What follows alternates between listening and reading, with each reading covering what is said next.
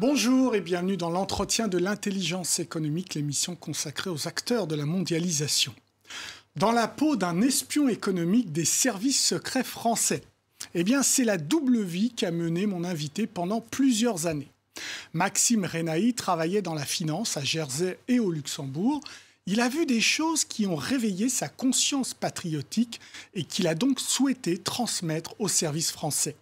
Il vient de publier un livre pour raconter son histoire, Là où vient l'argent, un ouvrage édité par les éditions Les Arènes. Bonjour Maxime Renaï. Bonjour Ali. Comment on décide un jour, quand on est dans la finance, d'appeler, c'est ce que vous avez fait concrètement, les services secrets français? Ça a été assez rapide en réalité. Oui, vous étiez chez votre papa tout à coup. En fait, ça a commencé quand j'étais dans le cabinet d'avocats de Jersey dans lequel je travaillais. Au bout de quelques semaines, avec les dossiers qui passaient devant moi, je me suis dit, je ne peux pas laisser passer ça, il faut absolument que je contacte l'État français. Donc la première question, c'est quel service de l'État français? Et assez vite, je me suis dit, les services extérieurs, donc la DGSE, les renseignements, les services de renseignement. Et j'ai déjà essayé de les contacter à l'époque, en 2007, via une petite... il y avait une petite plateforme, il y avait une petite page sur Internet. J'avais envoyé une lettre, ça n'avait pas été très probant. Donc vous appelez directement le ministère des Armées. Voilà, j'ai appelé. Et vous demandez la DGSE. Et ça marche. Et ça marchait, oui. C'est un peu grotesque. J'ai tenté le coup pour le coup.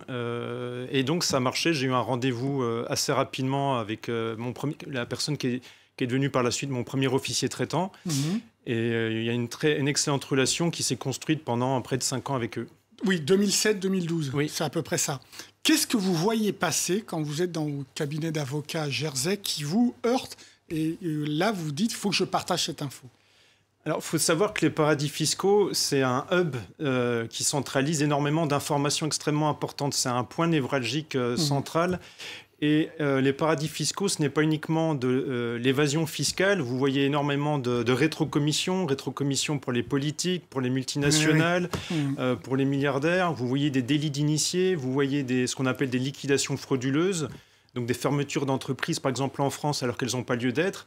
Donc quand vous voyez tous ces montages, vous n'avez qu'une envie, c'est d'aider vos concitoyens.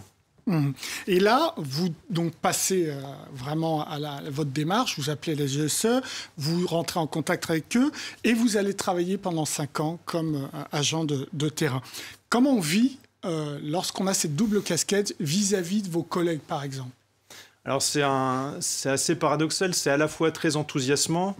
Tous les jours, moi, je me levais en me disant qu'est-ce que je peux collecter comme information, comment je peux servir au mieux les services et la France. Et en même temps, effectivement, il y a un peu le côté trahison. Vous trahissez une partie de vos amis à qui vous prenez des informations, de vos collègues, de vos employeurs. Mais en même temps, sans vouloir justifier ce que j'ai fait, parce que je ne regrette absolument pas, je pense que c'est important. Pour moi, ce sont des gens qui trichent, qui ne respectent pas les règles de l'économie. Et à partir de là, je trouvais que c'était normal de mettre la lumière sur ces agissements et de les partager avec mes concitoyens. Donc votre allégeance allait clairement du côté de l'État français. Oui. Enfin en tout cas des citoyens. Vous aviez fait un choix. Oui. Vous êtes citoyen. Alors c'est drôle, vous avez aussi un petit entraînement à Paris, vous donnez rendez-vous avec les agents des services secrets français, on vous apprend à vous perdre dans la foule, on vous apprend à un minimum à manier des ordinateurs. Tout ça aussi, ça vous plaît? Oui, c'était aussi un petit peu une sorte de, ce qu'on appelait l'itinéraire de sécurité, l'IS. On vous apprend, on vous fait comprendre que vous entrez dans la communauté du renseignement. Et alors, qu'est-ce que vous donnez comme information et est-ce que vous savez ce que deviennent surtout ces informations? Vous êtes frustré en ce qui concerne cette deuxième partie? Alors oui, j'étais frustré, ce qui est normal, parce qu'on ne sait jamais ou extrêmement rarement ce que deviennent les informations que vous collectez. Et il faut dire qu'il y avait 3 axes importants avec la DGSE. Donc, il y avait, en termes de collecte d'informations pour eux, il y avait tout d'abord ce qu'ils appelaient la liste de courses. Donc, c'était une liste extrêmement technique, très précise, d'informations que je devais trouver pour eux. Ça, vous en avez gardé une? J'en ai gardé plusieurs. J'en ai gardé plusieurs, mais j'ai gardé. Vous les avez détruites, sinon la plupart. La grande majorité, je les ai détruites. J'ai gardé plusieurs, mais une qui m'était en particulier, je trouvais extrêmement complexe et j'ai pas réussi à remplir tous les éléments, toutes les questions qui m'étaient posées. Donc voilà, la première étape, c'était la liste de courses. La deuxième étape, c'était trouver des profils de gens francophones, francophiles qui pouvaient intéresser la DGSE, qu'ils allaient ensuite recruter tant en Jersey qu'au Luxembourg. Voilà, regarder dans quelles entreprises, des profils intéressants. Potentiellement à recruter. Voilà. Et puis troisièmement, c'était la carte blanche, c'est-à-dire collecter tout ce que tu souhaites, tout ce que tu peux trouver, tout ce qu'on ne connaît pas. Parce qu'il faut... malheureusement, avec le cinéma, avec Hollywood, on croit toujours que les États, même l'État français, qui a un pouvoir de collecte en hacking phénoménal, il faut savoir que c'est extrêmement compliqué après de tout analyser. Bien sûr. Et donc, quand vous avez des gens comme moi à l'époque sur place, ça vous permet d'économiser énormément de temps et d'argent et d'être beaucoup plus efficace. Alors là, vous faites quoi? Vous faites des photocopies de tout ce qui vous tombe? Alors, c'était très varié. Je faisais des photocopies, oui, dans mon cabinet d'avocat, qui était le plus grand cabinet de Lille. Donc, il faut imaginer, c'est presque 600 personnes. C'est vraiment une mastodonte. Donc, je me baladais dans les différents départements. Et ça, c'était... Et à côté de ça, je passais beaucoup de temps à réseauter, à être le plus sociable possible, à être dans le plus de soirées possible pour rencontrer un maximum d'avocats, d'experts comptables, d'auditeurs, de ce qu'on appelle aussi d'auditeurs aussi. Oui. Et de multiplier les conquêtes féminines. Aussi à côté.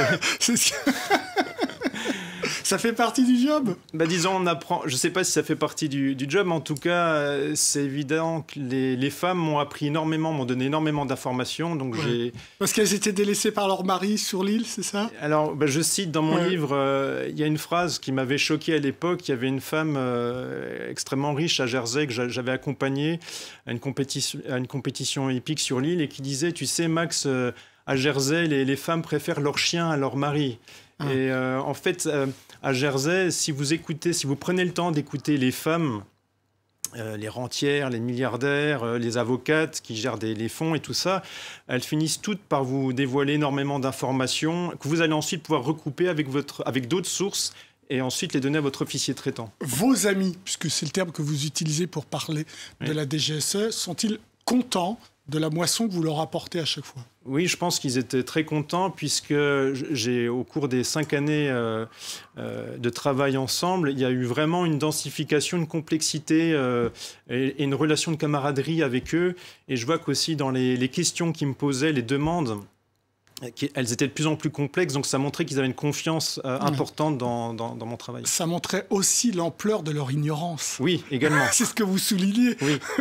Notamment sur l'endettement d'un certain nombre de pays, sur le fait que certaines banques étaient beaucoup plus exposées que d'autres. Oui. Ça vous effraie de découvrir que l'État ne sait pas tout? Absolument. Alors à l'époque, là, vous mentionnez par exemple une des listes de courses où on me demande d'estimer ce qu'on appelle techniquement les fonds propres, les fonds de solvabilité des banques et des assurances, c'est-à-dire les réserves que ces organismes doivent avoir. Et pour moi, à l'époque, j'étais extrêmement choqué parce que je me suis dit, il y a les agences de l'État, les régulateurs comme l'AMF, la CPR, qui doivent savoir, leur travail c'est de savoir si les banques, les assurances ont bien ces fonds propres et ces fonds de solvabilité disponibles. Et le fait que l'État me pose ces questions m'a interloqué. Et alors, qu'est-ce que vous pensez du niveau de connaissance de vos amis en ce qui concerne cette financiarisation du monde? Est-ce que les agents de la DGSE sont bien formés, ont une culture financière haut niveau? Oui, je trouve que les agents, enfin les officiers traitants ont une culture générale extrêmement développée, en tout cas. Pour répondre à votre question sur la finance, c'était tout à fait honorable, très franchement. Après, il faut savoir que l'intelligence économique, et je ne vais pas vous l'apprendre, c'est vraiment véritablement le parent pauvre, malheureusement, en France, de l'intelligence. Ils étaient tous axés sur la lutte antiterroriste. Oui. Qu'est-ce que vous devenez aujourd'hui ? Alors aujourd'hui, je partage mon temps. J'ai lancé une plateforme lanceuralerte.org avec mon frère pour aider des lanceurs d'alerte. Je travaille énormément avec des syndicats, des associations de salariés, des ONG et beaucoup de journalistes aussi à qui je partage le maximum d'informations. Alors, j'apparais pas forcément, le but étant de les aider à mettre la lumière sur certaines grosses affaires. Est-ce que vous avez eu l'aval, vous avez eu besoin de l'accord de la DGSE pour publier ce livre? Non, je n'aurais pas demandé leur accord. Je sais par un journaliste qu'ils étaient au courant de la sortie du livre. Et qu'est-ce qu'ils en ont pensé? Ils n'ont pas cherché, ils n'ont pas souhaité s'exprimer à ce sujet. Ouais, mais vous n'avez pas eu de vent, ils l'ont trouvé reflétant la réalité ou pas? J'ai vraiment pas eu de retour de leur part. C'est silence radio. Des Maxime Renaï, il y en a plusieurs. Au Luxembourg, c'est sûr, il y en a plusieurs. Qu'est-ce que vous dites? Vous dites que c'est un nid d'espion. Jersey, j'aurais tendance à dire, je vais peut-être minimiser pour essayer de laisser tranquille les gens qui travaillent sur l'île, les espions qui travaillent sur l'île. Aucun regret? Oh, absolument aucun regret. Merci beaucoup Maxime Renaï. Je renvoie nos téléspectateurs à votre livre « Là où est l'argent » aux éditions Les Arènes.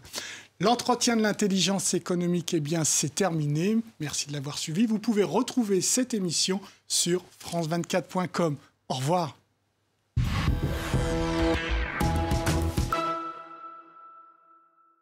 Austérité, déflation, flexi-sécurité.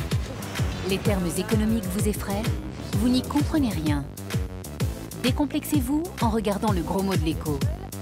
Un moyen simple et ludique pour comprendre l'économie avec Myriam Mascarello. Le gros mot de l'écho, présenté par Myriam Mascarello. À voir sur France 24 et france24.com. Parce que chaque jour est une page d'histoire qui se tourne. Parce que l'actualité n'attend pas. L'information, partout.